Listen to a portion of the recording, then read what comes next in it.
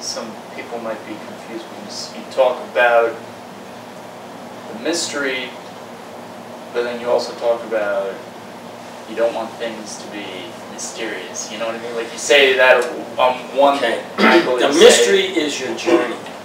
The mysterious thing is the cons that people use to get you to do that. You got to believe in yourself. You got to believe in your journey.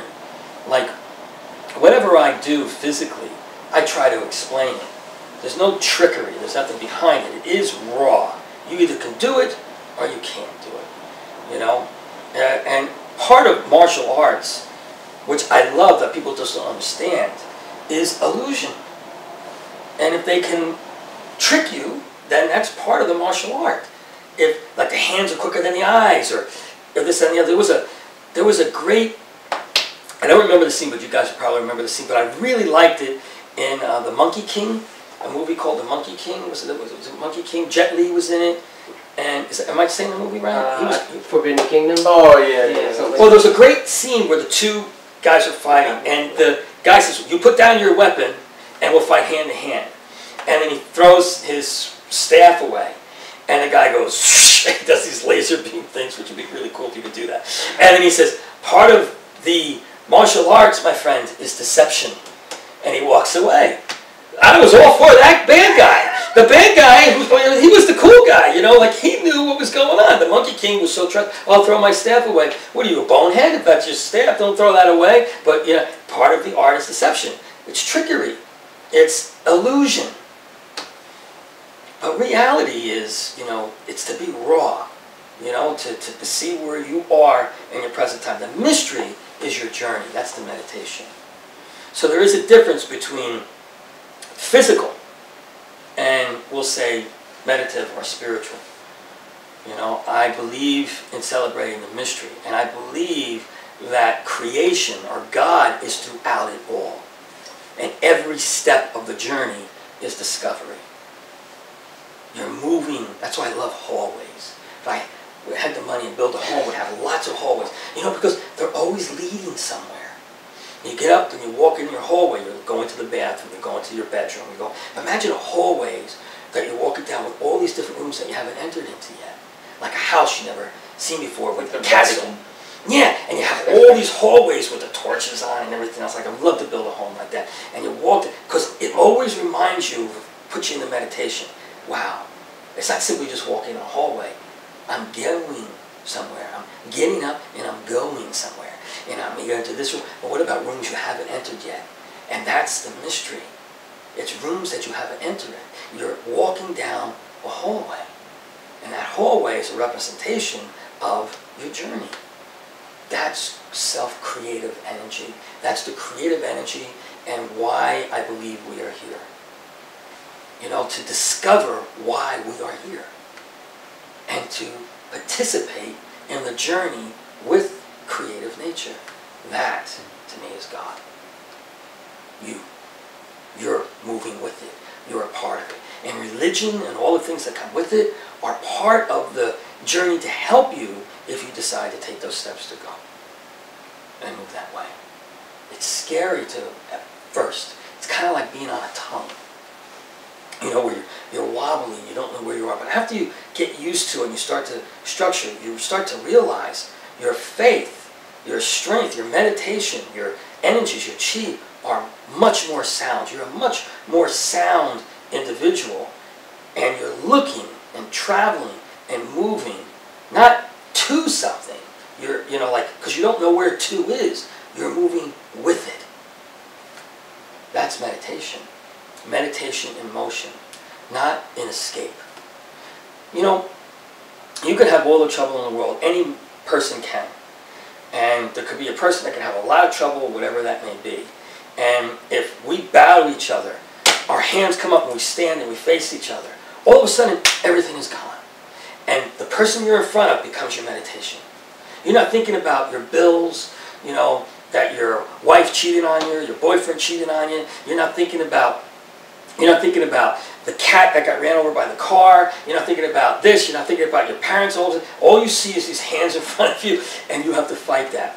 And that's why fighters, I think, feel kind of cool. I mean, not the acting part of the fighting, but the real out there combat. And you see these fighters, you know, and everybody's like ringside fighters, you know. Like these two mixed martial arts guys get in there. Oh man, he could have kicked him, or why didn't he do that? Stand in front of that dude. Stand in front of that guy and say, well, why didn't he hit him here? Well, you hit him, he's going to hit you back. Those people don't go down that easy.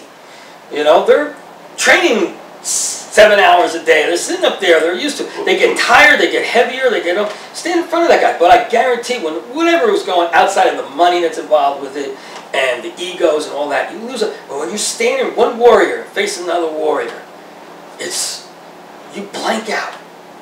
You're in that meditation, you know, because you're just right there. Well, if you could do that in every aspect of your life, sitting right here and know that, it's like facing that. And it's always a relief. You know? It's always like, it always brings you back into where you are and into what's important. Not just material gain.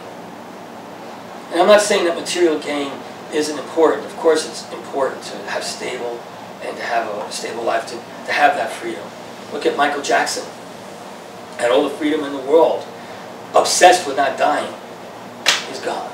Well, that's our journey for everybody, all of us. You know?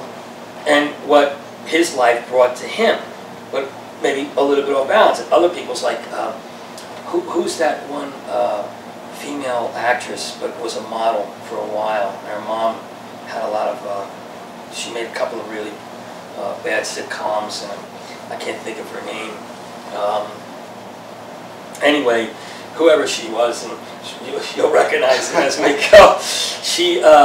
She was a child, a model years ago, and now she's this, you know, became a supermodel, and now she became an actress.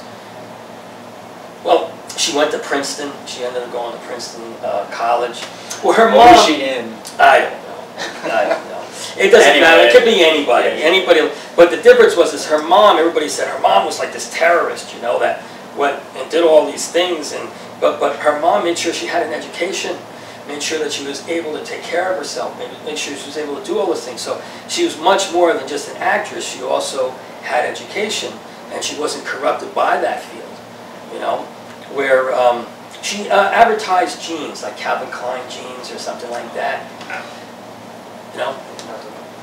Okay, so forgive me, I don't know, I can't remember things. You're with it. But I understand where that, yeah, I understand that the point is that she came from a more balanced structure in society where Michael didn't.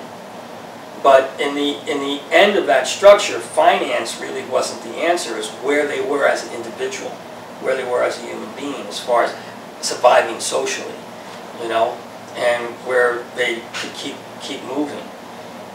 That's where, you know, education has to come in. There has to be balance, no matter how much money you have, how much fame or fortune, or how much power you have. You know, there has to be some type of internal balance. To me, that's where school of thought comes from. And what we're doing right now is a school of thought. You know, it's not about, you know, just financial freedom, and that's the duality of life. You know, because it's things that we all aspire to have. Because basically, I think financial freedom could be that, you know, most people want to do more with it. You know, if you were financially free and wealthy, you would give some of your wealth to people that you care about. Am I right? You know, even a nefarious individual, you know, that may be a drug dealer or something like that that may have killed many people, does also good with their money as well to the people that they love or people that they support. It's about finding that journey within yourself and that authenticity within yourself and expressing it. So an actor or an actress or a politician or a person's name who I can't bring to surface with my dyslexia, you know, it's all relative. It could be anybody. It's how you balance it. You know, people go, oh, you know, they would love to be like, say, Michael Jackson. And then at the same time they go, oh, that man was so messed up. You know, he did this, he did that, he did this. I just think he was just a victim of circumstances, whatever those circumstances may have been.